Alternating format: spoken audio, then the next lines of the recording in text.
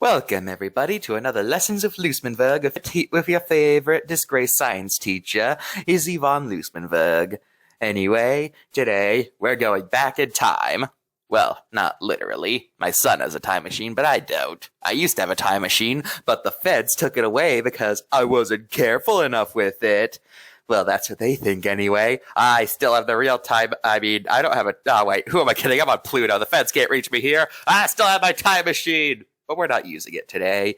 Today, we're talking about the past. More specifically, time periods of the past. Anyway, let's just jump into this. An unquantifiably long time ago, so a few billion years, the Earth was nothing but a fireball. But then it cooled down, became rocky, and then it got water somehow. Maybe it was because of comets, maybe it was because of a bunch of steam, who knows. This leads us to the Precambrian. The Precambrian is a lot more nebulous of a time period than most, because, it encompasses so much of Earth's early years, from the day it became solid to the day cells learned how to do things. Life during this period was the definition of simple. Pretty much nothing had more than one cell, and they were all microbes. Also, nothing could live outside the ocean since there was no ozone layer yet, meaning that anything that went on land would be scorched instantly. Plus, with no plants on land either, the air was poisonous. After the Precambrian, we just got the regular Cambrian, where life started to diversify. No more were they single-celled animals. Rather, it's like there was an explosion of sorts. Animals and plants became more complex, and we got a new feature to animals, too, in the later years. Animals whose skeleton is on the inside? It won't catch on. Anyway, still no life on land yet, and you still can't leave the water, but at least the life in the ocean is more interesting. Maybe a little too interesting. See my nephew's video about Cambrian life if you want to learn just how weird it could be. Following up, we find the Ordovician. Plants have now come to land, but animals are still purely aquatic, but we're starting to see some familiar faces like cephalopods. But this is during the time when they all had shells on their head. But more advanced ones would eventually leave them behind. Also, fish started to get jaws. This period ended with a mass extinction, probably because of an ice age. Next, we find the Silurian. Fish started to diversify, and there's a lot of scorpion-esque creatures.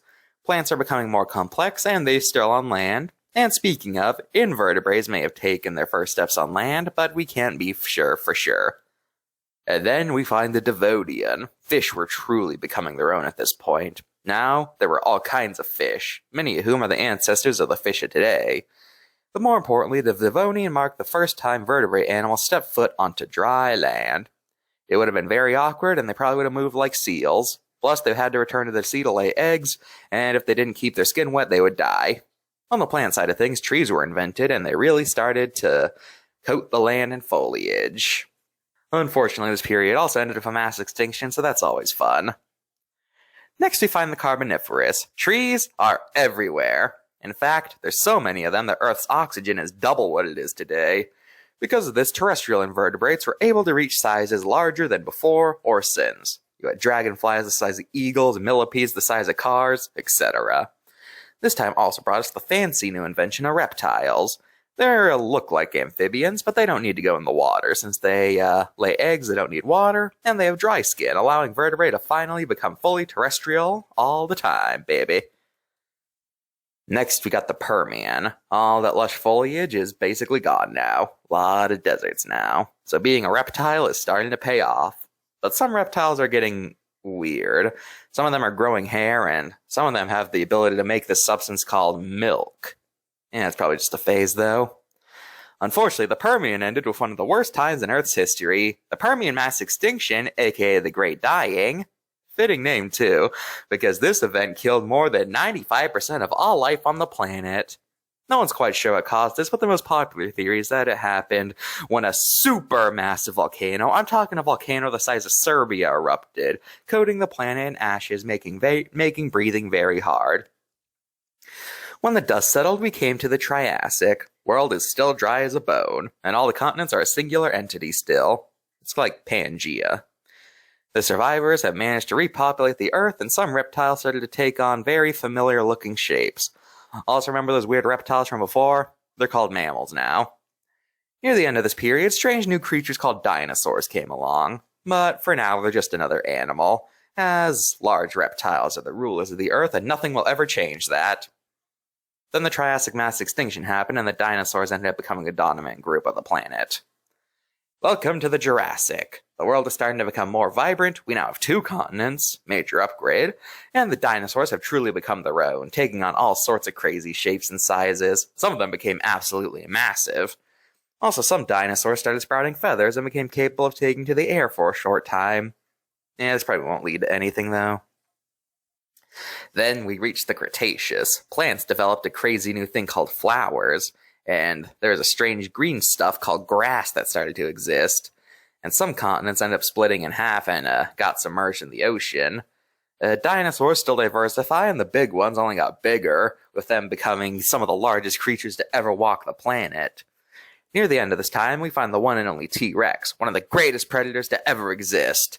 Yes, sir, dinosaurs, pterosaurs, mosasaurs, they're all doing great. Nothing can stop them, and a meteor slammed into the planet, wiping out all large animals. Great. Seeing an opportunity, mammals and birds took over and started to fill the niches left behind by the deaths of the large creatures, so they started to diversify. Which leads us to the Paleogene. Mammals started trying out all sorts of crazy things. Some learned how to fly, and some of them decided to become aquatic again. Some became large grazer animals, and some became vicious predators. Meanwhile, birds took on the roles left behind after the pterosaurs died out. Some became predators of the sky, some became scavengers, others became more specialized. Then we find the Neogene. During this time, primates started to become strange. They started to walk on 2 legs and they started to become weirdly intelligent. But I'm sure nothing will come of this. Pretty much all animals we know of today were starting to become their own during this time, though there were still some kinks to work out, and we still had off branches that looked like creatures of the today, but they weren't related.